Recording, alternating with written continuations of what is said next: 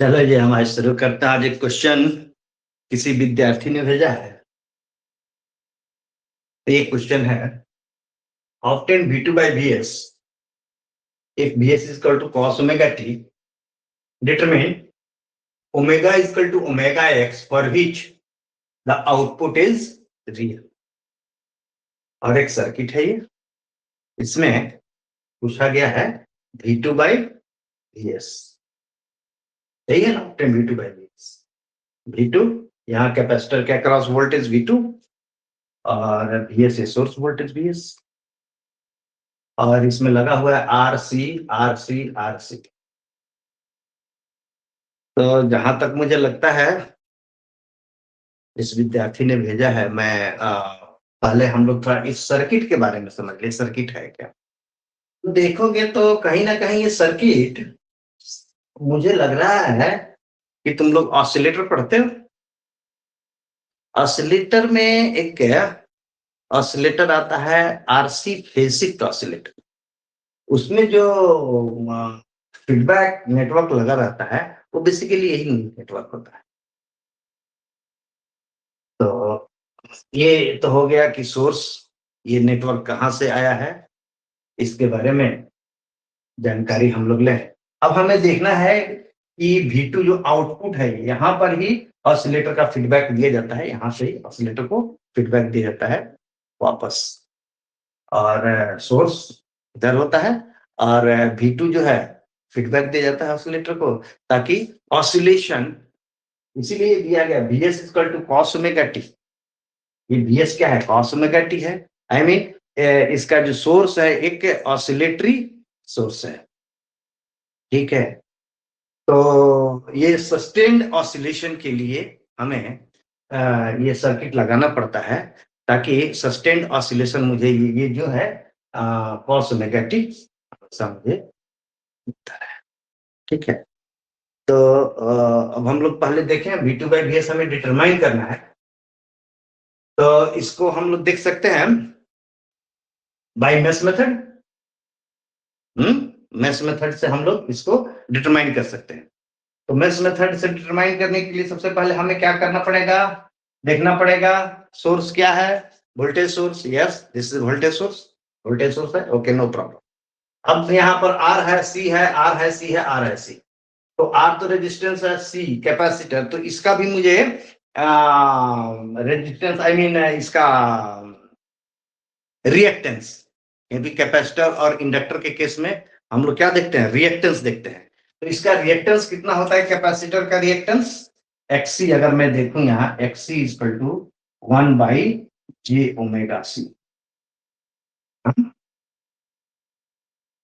और यहीं पर अगर मैं j ओमेगा को सब्स्टिट्यूट कर दूं, let j omega equal to S, then XC क्या हो जाएगा मेरा, 1/SC, यही हो जाएगा ना।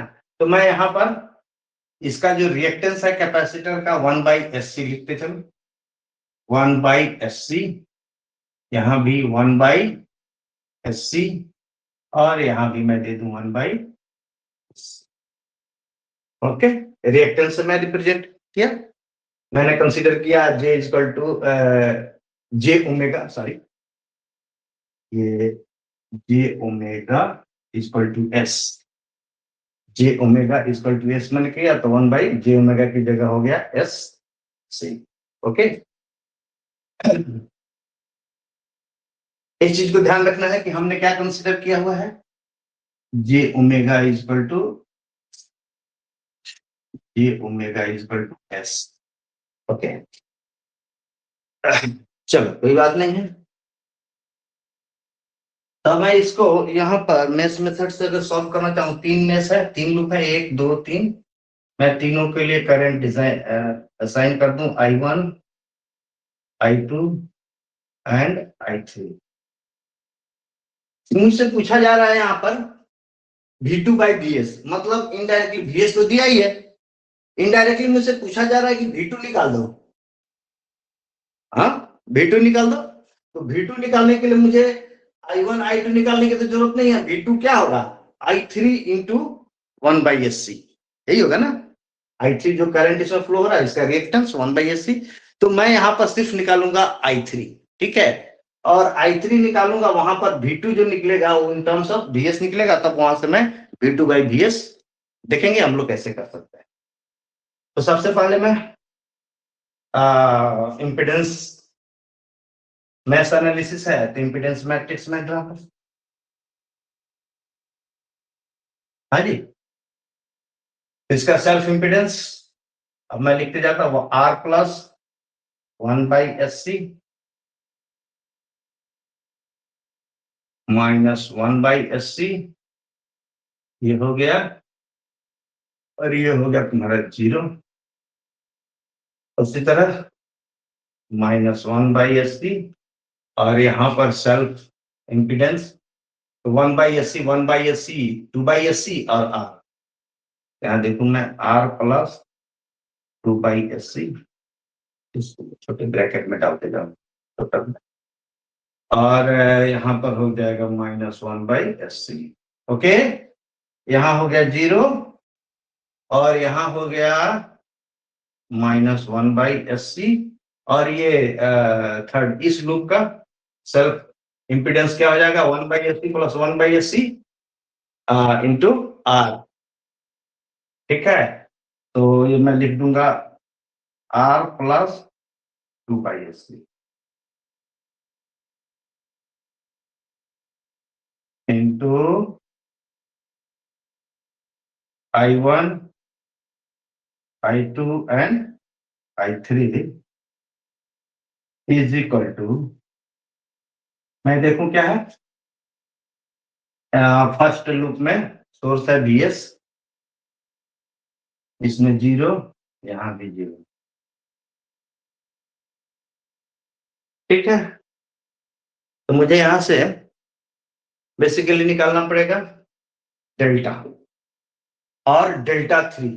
डेल्टा और डेल्टा 3 निकालेंगे तो हमें I3 निकल जाएगा ये। हाँ, और I3 जब निकल जाएगा तो I3 से मल्टीप्लाई करेंगे इसको, तो यहाँ का V2 निकल जाएगा। ओके, तो ये बेसिक आइडिया है, इसके हिसाब से मैं करूं तो देखो, मैं डेल्टा कितने के बराबर होता है कैलकुलेट कर दूं। डेल्टा है, delta equal to determinant form में ले लूं मैं। अब इसको सॉल्व करते हुए जाऊं, क्योंकि मुझे सॉल्व करना ultimately ASRC +1 divide by SC -1/SC 0 -1/SC, और ये SRC +2/SC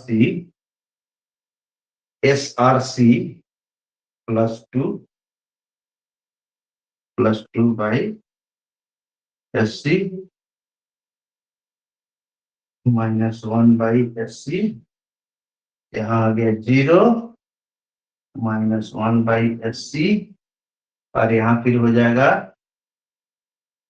SRC +2 divide by C, ये determinant.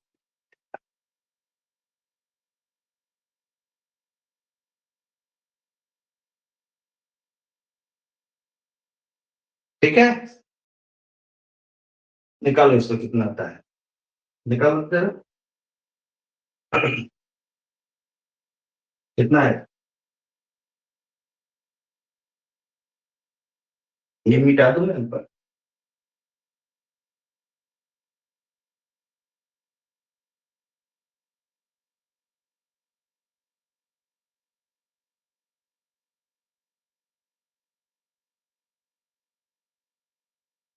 Delta is equal two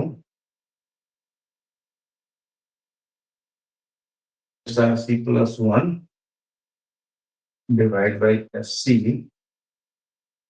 into bracket में ले लूं मैं, ठीक हो गया, इस इंटू दिस, तो SRC+2 का स्क्वायर हो जाएगा, SRC+2 डिवाइड बाई SC का स्क्वायर, और उसके बाद माइनस हो जाएगा -1/SC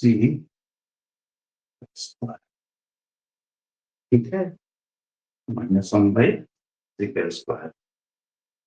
उसके बाद minus minus plus 1/sc into ये गया this into this minus this, तो जीरो वाला तो कैंसिल है, सिर्फ एक टर्म बचेगा। तो SRC +2/c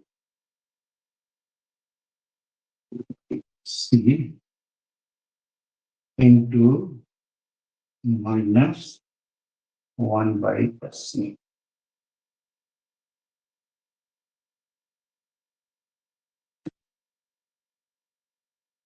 यही होगा, बेसिकली यही आएगा। देखो कितना होगा ये, इसको थोड़ा सॉल्व करते जाते हैं।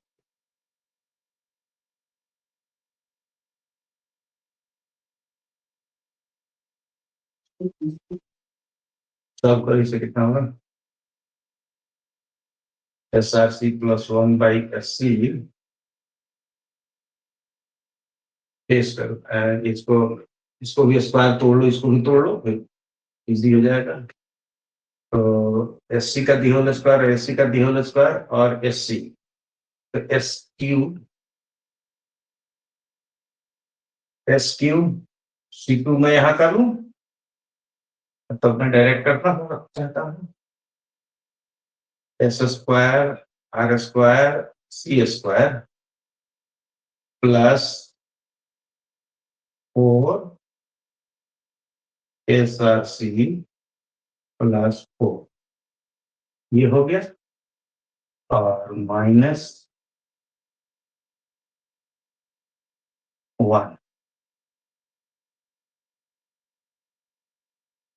ये हो गया।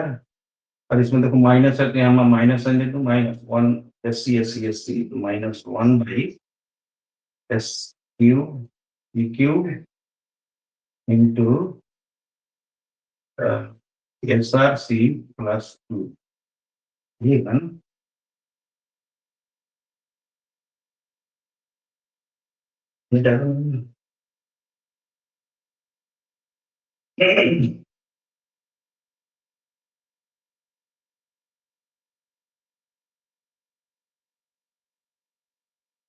अब मैं इसको मल्टीप्लाई करूँ, ये टोटल ये है इस तरह।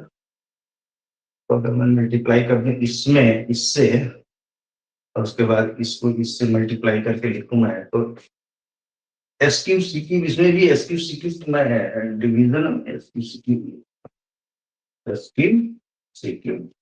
अब इसको इससे मल्टीप्लाई करूं, कितना आ जाएगा, इसका इससे करेंगे, SQ/RQ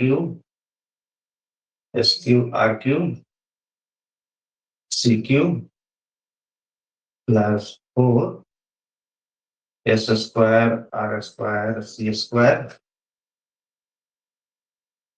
+4 प्लस, यहाँ पर 4 - 1 तो ये 3 हो जाएगा ना, 4 - 1 कर दूं तो 3 हो जाएगा, है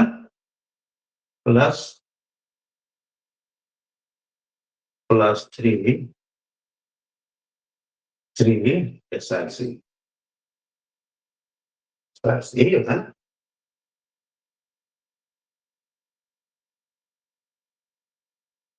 3 SRC, उसके बाद ये आ जाएगा -SRC -2,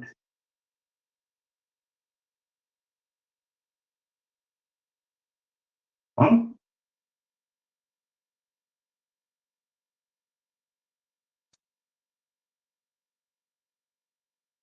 यही होगा।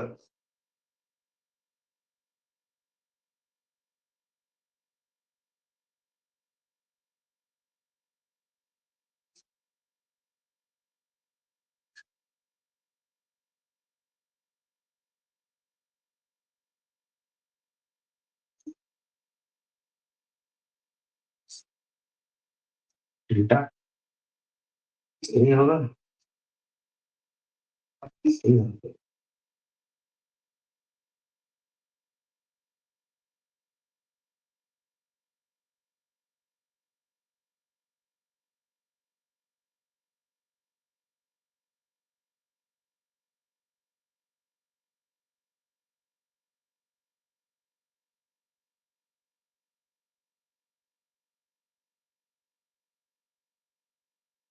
ओहो, यहाँ छूट गया। ये इससे तो मल्टीप्लाई मैंने कर दिया, 1 से नहीं किया। ओके ओके ओके ओके, ठीक है सर। ठीक है सर, यहाँ से यहाँ तक हो गया, फिर 1 से करेंगे।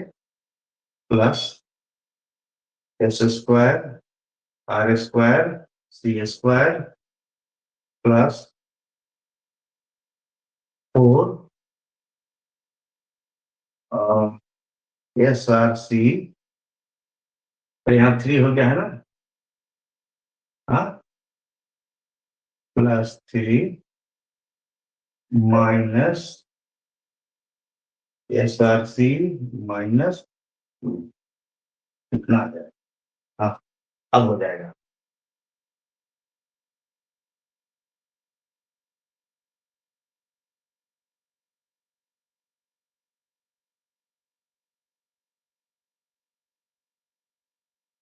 ठीक है, तो मैं देखिए कितने के बराबर हो जाएगा। S Q R Q C cube 4 और ये 1 5 +5 S square R square C square, हाँ, ये हो गया। और 4 SRC -1 SRC, 3 SRC और +3 SRC +6 SRC, ठीक है। अब +3 -2 +1 divide by SQ CQ, this is your delta. ये डेल्टा मुझे निकल गया, ठीक है।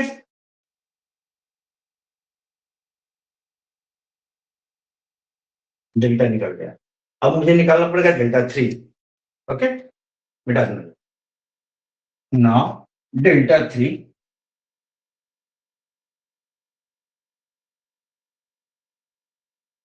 नाउ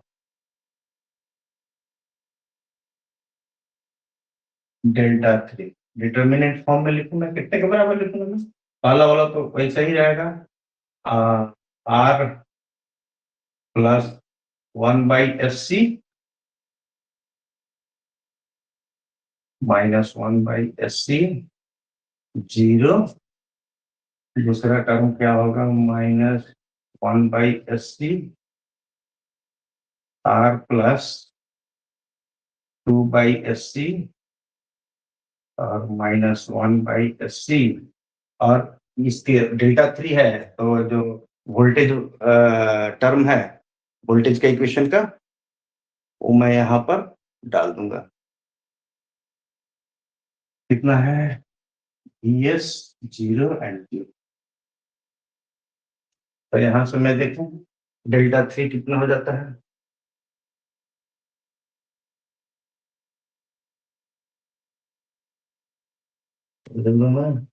आर +1/SC, ये गया तो 0 into this 0, 0 into this 0, minus minus +1/SC, 0 into plus VS, VS लूंगा ये ऐसे, तो क्या हो जाएगा? This minus multiply by this, तो सिर्फ यही टर्म रहेगा, तो माइनस माइनस प्लस हो जाएगा। 1/S²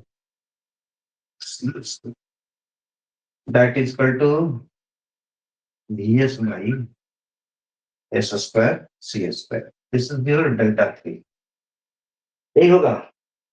तो मेरे पास डेल्टा निकल गया, डेल्टा 3 निकल गया, तो मैं I3 निकाल सकता हूँ। Therefore, I3 is equal to delta 3 by delta. डेल्टा 3 बाई डेल्टा क्या होगा? देखो ये VS बाई ऐसे VS by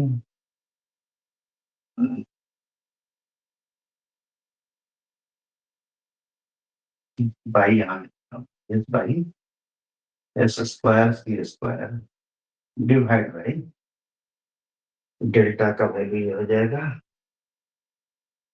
S Q R Q C Q plus 5 S square R square C square plus 6 S R C plus 1 divide by S cube C cube. यही होगा ना, ऊपर भी डालूं।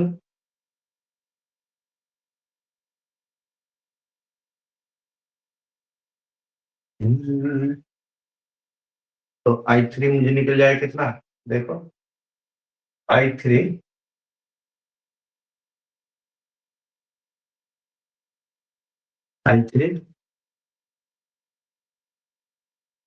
ये उल्टा हो जाएगा, this divide by this divide by this divide by this, तो ये उल्टा हो जाएगा, तो ये हो जाएगा VS बाई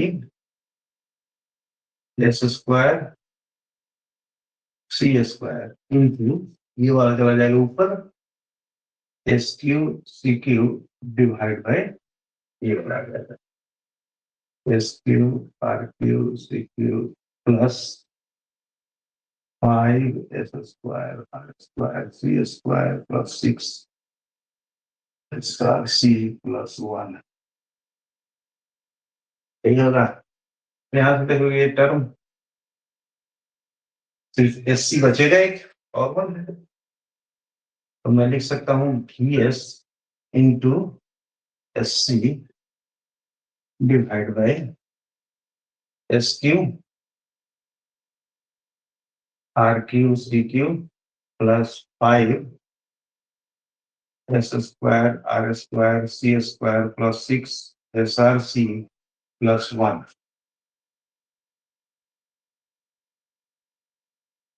ये हो गया मेरा I3। तो अब मुझे V2 निकालना है, since V2 is equal to I3 into 1 by S C, यही होगा।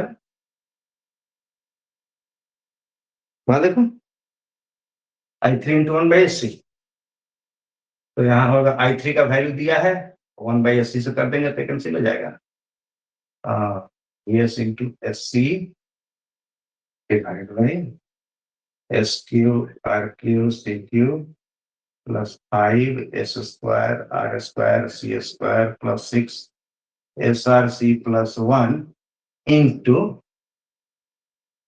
1 by S C, 1 by S C gets cancel, तो my V2 is equal to VS divide by, मैं एक टर्म लिखता हूँ D, D here, D is this, मैं यहाँ पर एक टर्म लिख दूं क्योंकि बार बार लिखना पड़ता है, इतना सारा टर्म नहीं लिखना पड़ेगा। हेयर मैं लिख दूं यहाँ एक बार, here D is equal to S Q R Q C Q plus 5 S square R square C square plus 6 S R C plus 1। D मेरा ये हो गया, तो मैं देख सकता हूं V2 is equal to VS by D, since V2 is equal to VS by D, I mean यहां से मैं निकाल सकता हूं, यहीं से आ जाएगा मेरा, ऑब्टेनिंग है V2 by VS, obtain V2 by VS is equal to 1 by D, V2 by VS is equal to 1 by D, आ गया।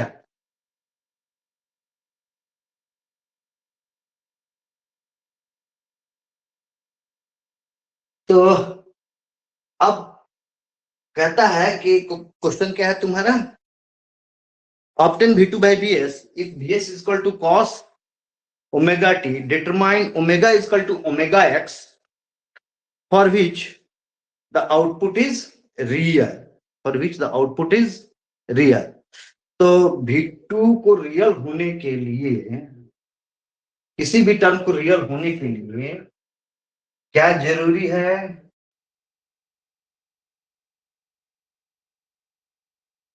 कि इसका न्यूमरेटर और डिनोमिनेटर दोनों रियल हो।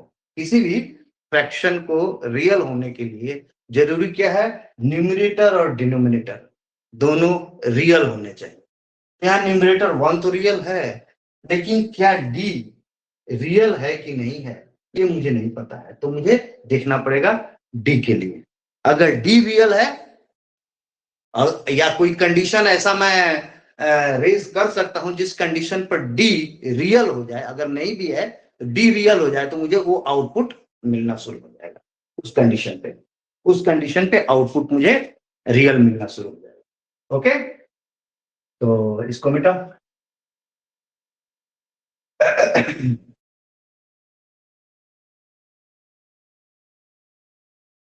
ठीक है। तो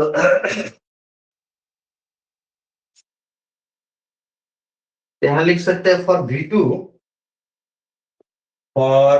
V2 to be real, D must be real. D must be real. D must be real. अच्छा, ये तो एक कंडीशन हो गया। V2 को रियल होने के लिए D को रियल होना जरूरी है। अब मैं देखना चाहता हूं D क्या है मेरे पास। Since D is equal to, D कितना है, ये S Q R Q C Q plus 5 S square R square C square plus 6 S R C plus 1, यही है डी। तो अब मैं इसकी जो वैल्यू थी एस कहां से हम लिए थे, हमने लिखा था ना S is equal to J omega, J omega को ही हमने एस कंसिडर किया था। तो since S is equal to J omega मैं यहां पर रख दूं ताकि जे के टर्म में आए तो मैं देखूं कि रियल है कि नहीं इमेजिनरी टर्म। तो एस इजकल टू, मैं जो पहले ये एस एज्यूम किया था S is equal to J omega, और मैं देखता हूं अब कंसीडर मैं करूं थोड़ा सा कि late 1/RC is equal to एक ये कैपेसिटर के क्लास के दौरान तुम लोगों ने देखा था टाइम कांस्टेंट क्या होता था, आरसी टाइम टी। तो फ्रीक्वेंसी क्या होगी 1/टाइम 1/टी इज द फ्रीक्वेंसी। ठीक है, तो 1/टाइम कांस्टेंट यहां पर है आरसी, 1/RC। तो ये क्या होगा, फ्रीक्वेंसी होगा कहीं ना कहीं। तो ये फ्रीक्वेंसी को मैं लेता हूं omega naught, this the angular frequency omega naught. तो अगर 1/RC को मैं ओमेगा नॉट ले लूं और S is equal to J omega already मेरे पास ये है ही, तो अगर मैं इसको रख दूं तो यहां मैं देख सकता हूं डी इज इक्वल टू क्या होगा,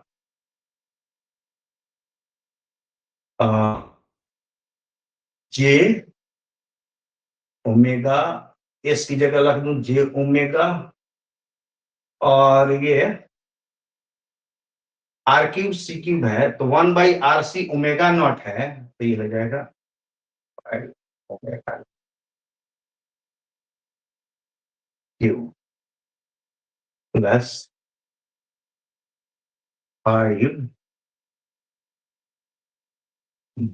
जी omega 5 omega naught square plus 6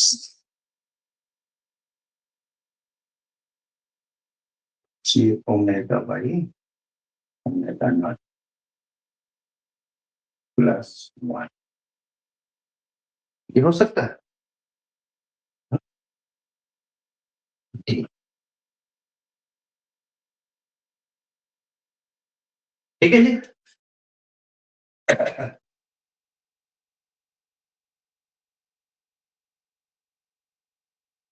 यहाँ पर हाँ हाँ यस आरसी, ठीक है। If RC 1 C 1/RC is equal to omega naught, तो आरसी क्या हो जाएगा 1/ओमेगा नॉट, सिंपल। वही तो मैंने किया, आरसी की जगह 1/ओमेगा नॉट और एस की जगह जे ओमेगा ऑलरेडी है, सब में वही डाल दिया। ओके, तो यहां से मैं देखूं, अगर मैं इसको, ये जे क्यूब आ जाएगा यहाँ पर, तो जे क्यूब। अब चैप्टर मैंने बताया था जे ऑपरेटर, जब हम लोग जे ऑपरेटर की क्लास कर रहे थे, तो J is equal to root under -1, तो J square is equal to -1 and J cube is equal to -j and j का पावर 4 इज इक्वल टू, ठीक है। तो अगर मैं देखूं यहां पर आएगा जे क्यूब, तो जे क्यूब क्या है -j omega by omega naught the whole cube.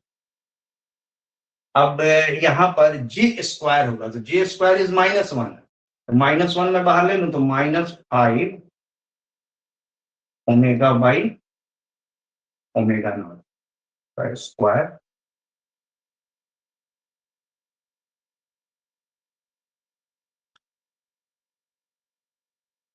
Plus J 6 omega by omega naught plus 1। This is जो D.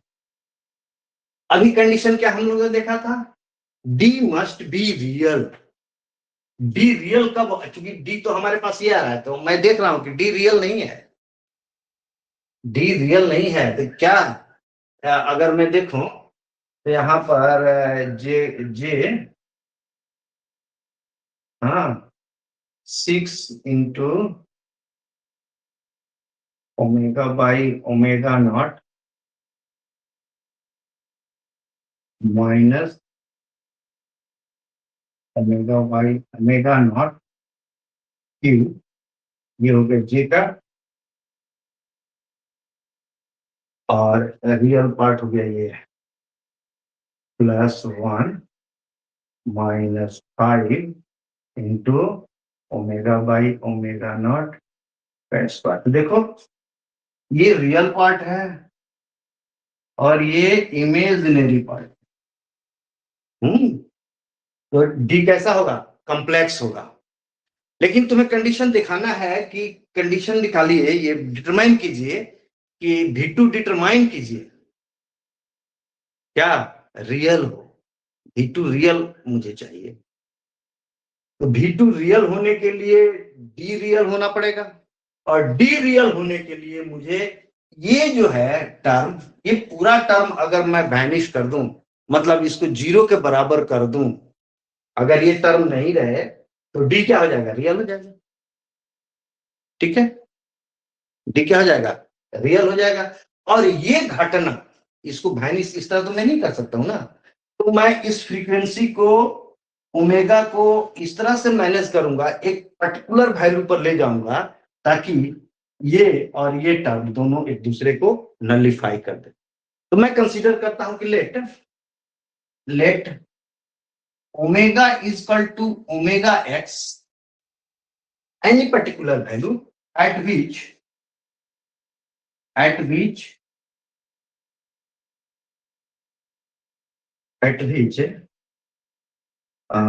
at which j into 6 omega by omega naught minus omega by omega naught the whole cube, to which this term, in which term यहाँ पर लिख सकते हो term j into becomes 0, becomes, ठीक है।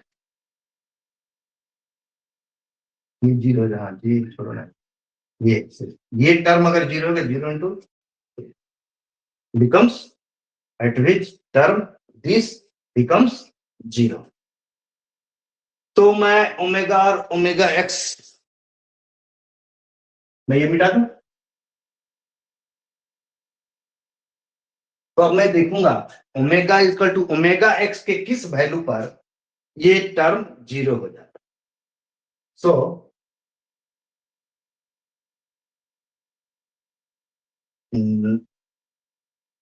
Six into omega equal to omega X अब मेरा हो गया omega X by omega naught minus omega X by omega naught the whole cube is equal to 0. इसी टर्म को मुझे 0 करना है ना, ये टर्म मुझे 0 करना, अगर ये टर्म मुझे 0 हो जाता है और ये ओमेगा के किसी पर्टिकुलर वैल्यू पर होगा, ऐसे भी नहीं होगा, तो मैं यहां से ओमेगा एक्स की वैल्यू निकाल लूंगा कि ओमेगा एक्स कितने के बराबर होगा ताकि उस वैल्यू पर ये टर्म 0 हो जाए.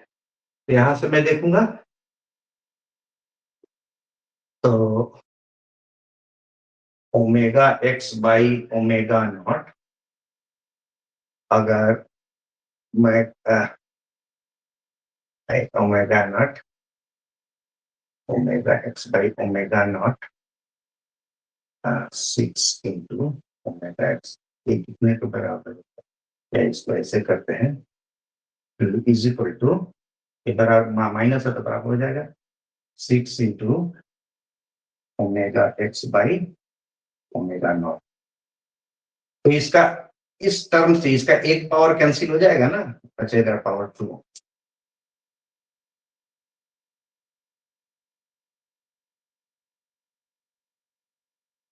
तो यहाँ क्या होगा omega X by omega naught the whole square equal to 6. तो मैं यहां से लिख सकता हूं omega X by omega naught is equal to root under 6. ठीक है, ठीक है. तो यहां से मैं देख सकता हूं कि omega X is equal to how much, root under 6 omega. ठीक, अब यही ओमेगा की वैल्यू आ गई, ओमेगा एक्स जिस पे इसी वैल्यू पर रूट 6 इंटू ओमेगा नॉट, इसी वैल्यू पर क्या होगा, इमेजिनरी पोर्शन जो है डी का जो इमेजिनरी पोर्शन है वो क्या हो जाएगा, 0 हो जाएगा. और जब ये 0 हो गया उस कंडीशन में डी कितने के बराबर होगा, डी कितने के बराबर होगा, हाँ 1 बाई 1 माइनस, क्योंकि इमेजनरी वाला तो 0 हो गया, माइनस 5 रूट अंडर 6. यही होगा, देखो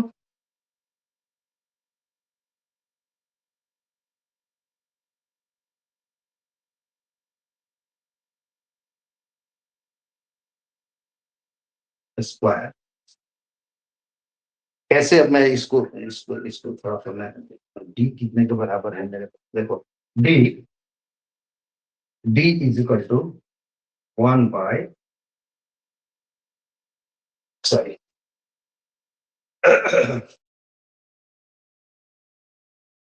डी इज इक्वल टू, मैं देखता हूं डी कितने के बराबर होगा,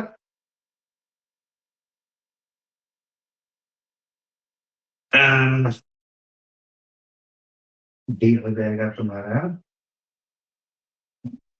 जी वाला टर्म मैं हटा ही दूं, जी वाला टर्म हटा देता हूं मैं, तो 1 माइनस 5 रूट अंडर 6 का square that is equal to minus 29. हाँ, तो माइनस 20 में तो V2 क्या हो जाएगा, V2 इज इक्वल टू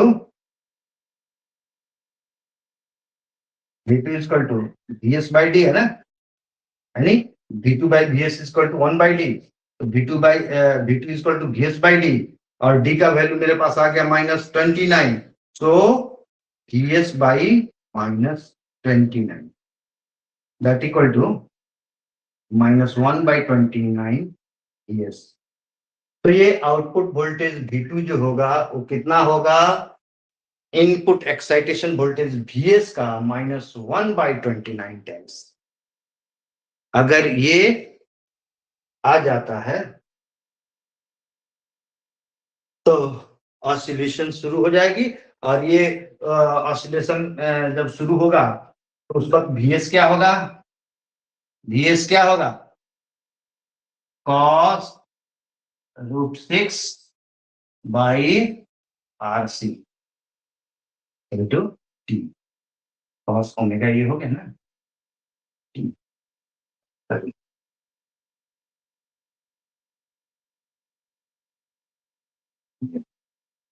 ठीक है, तो Vs ये रहेगा तो V2 तुम्हारा कितना होगा, तो उस कंडीशन Vs के कंडीशन में निकाल लोगे कितना हो जाएगा, माइनस इसका इसका क्या होगा -1/29 टाइम्स।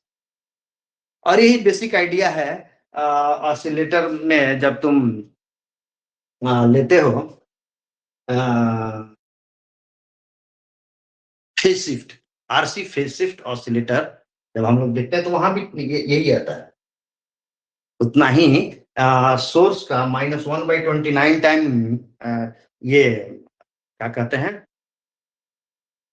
मैग्नीट्यूड अगर मैं रखूं और फ्रीक्वेंसी √6/RC रखूं फ्रीक्वेंसी, तो ऑसिलेशन स्टार्ट हो जाता है। ठीक है, ठीक, तो चलो आज के लिए इतना काफी है। ये एक क्वेश्चन था, हम लोगों ने इसको सॉल्व किया। ठीक है।